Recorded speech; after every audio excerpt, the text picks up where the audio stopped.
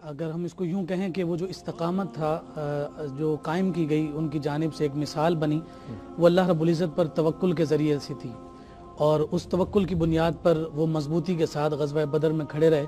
اور واقعتاً یہ غزوہ بدر پھر باقی بعد میں لڑے جانے والی تمام جنگوں کے لیے ایک مثال قائم کری، اور پھر اس میں جو مثالیں قائم ہوئیں وہ بڑی شاندار ہیں۔ میں ایک بات اسی ضمن میں عرض کروں کہ جب غزوہ بدر کے لیے نکلنے لگے حضور علیہ السلام تو مشاورت فرمائی،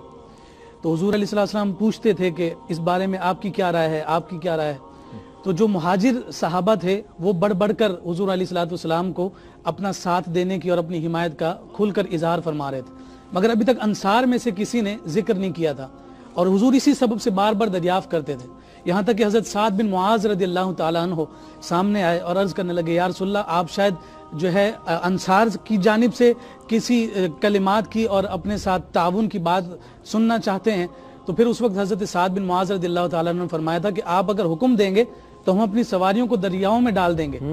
آپ ہمیں حکم دیں گے تو ہم ریگستانوں میں نکل جائیں گے، آپ کے دائیں لڑیں گے، بائیں لڑیں گے، آگے لڑیں گے، پیچھے لڑیں گے، یہاں تک کہ سب کچھ قربان کر دیں گے مگر آپ سے پیچھے نہیں ہٹیں گے۔ سبحان اللہ۔ یہ جب جملے تھے تو تمام سیرت نگاروں نے لکھا کہ حضور علیہ السلام کے چہرے پر تبسم تھا، حضور علیہ السلام مسکرا دیا اور مطمئن ہو گئے، اور حضور کی وہ مسکراہٹ، یہاں میں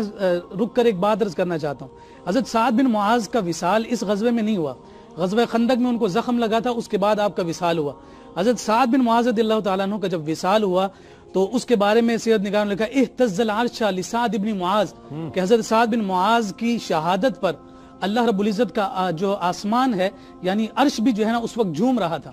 فرمایا کہ 70,000 فرشتے حضرت سعد بن معاذ رضی اللہ تعالیٰ عنہ کے جنازے کو کندھا دینے کے لیے آئے تھے، اور حضور علیہ السلام نے خود اپنے ہاتھوں سے انہیں جب لحد میں اتارا، ان کی والدہ رو رہی تھیں، اور جب اس مٹی ڈال دی گئی تو اب حضور علیہ السلام ان کی والدہ سے فرماتے ہیں کہ اے بوڑھی اماں اب رک جا، اب مت رو، اب مت رو، اس لیے کہ آج سے پہلے رب ذوالجلال کسی سے مسکرا کر نہیں ملا،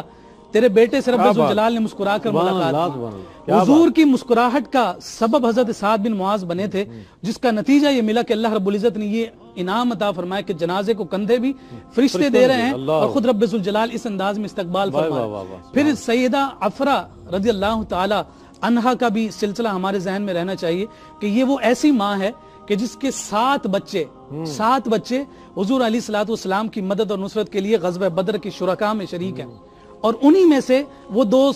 شہزادے ہیں کہ جنہوں نے ابو جہل کو واصل جہنم کیا ہے۔ سیدہ عفرہ رضی اللہ تعالیٰ عنہ کو اللہ رب العزت نے وہ مقام اور منزلت عطا فرمائی کہ 7 کے 7 اپنے بیٹے جو ہے حضور علیہ السلام پر نچھاور ہونے کے لیے ساتھ بھیج دیے، اور رہتی دنیا تک کے مثال بنا دی کہ ہاں حضور علیہ السلام کے لیے اگر کچھ بھی مانگو گے تو سب کچھ دینے کو تیار ہیں۔ پھر اسی استقامت کا ایک خوبصورت پیکر اس وقت نظر آیا جب ابو جہل نے مسلمانوں کی جانب رخ کر کے یہ جو ہے نا برے کلمات کہتے کہ لنا العزا ولا عزا لکم،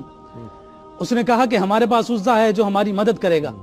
تمہارے پاس تو عزا نہیں، تمہاری کون مدد کرے گا؟ اس وقت سیدنا علی المرتضیٰ شیر خدا ہیں، اس وقت انہوں نے پھر گرجدار آواز میں اسے جواب دیا تھا، اللہ مولانا ولا مولا لکم، اللہ ہمارا مولا اور مددگار ہے، تمہارا تو کوئی مولا نہیں ہے۔ اور پھر اس کا انہوں نے عملی اظہار فرمایا کہ جب حیدر کرار نکلے ہیں اور اپنی تلوار ذوالفقار کے ساتھ جب مقابلے میں نکلے ہیں تو پھر وہ سامنے ولید آیا ہے تو پہلے ہی وار میں اسے واصل جہنم کرتے ہوئے نظر آتے ہیں۔ اور پھر حضرت سیدنا علی المرتضیٰ کے ان الفاظ کو بھی ہم ہمیشہ ملحوظ رکھیں جو حضور نے دعائیں مانگی ہیں نا وہاں غزوہ بدر میں، وہ بے مثل اور بے مثال ہیں۔ حضور کی دعاؤں کے جو اثرات تھے، جو سیدنا صدیق اکبر فرماتے ہیں کہ حضور دعا مانگتے تھے، گڑ گڑاتے تھے تو ہاتھ جب بلند کرتے تھے تو حضور کی کملی مبارک، چادر مبارک سرک جاتی تھی، صدیق اکبر پھر دوبارہ اسے حضور علیہ السلام کے کندھوں پر ڈالتے تھے، اور پھر حضور علیہ السلام نے اپنے حق کا واسطہ دے کر جس انداز میں دعائیں مانگی وہ بھی بے مثل اور بے مثال، یہ انداز کہیں نہیں اختیار کیا۔ حضور علیہ السلام فرماتے تھے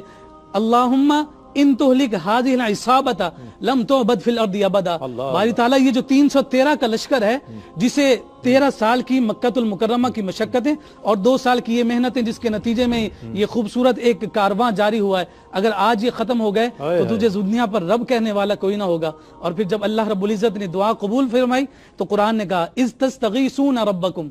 کہ یاد کریں اس وقت کو کہ جب آپ اپنے رب کی بارگاہ میں استغاثہ کر رہے تھے، فاستجاب لکم، پھر اللہ رب العزت نے آپ کی اس استغاثہ کو، دعا کو قبول فرمایا، اور جب اجابت قبول ہوئی اور اجابت کا وہ صحرا اترا، نتیجہ نکلا انی ممدکم بالف من الملائکۃ مردفین. اللہ رب العزت نے پھر مدد و نصرت کے لیے وہ فرشتے نازل فرمائے. یہ وہ استقامت اور توکل علی اللہ ہے جس کی مثالیں قائم ہوئیں اور آج دنیا میں ان مثالوں کے ذریعے سے غزوہ بدر زندہ.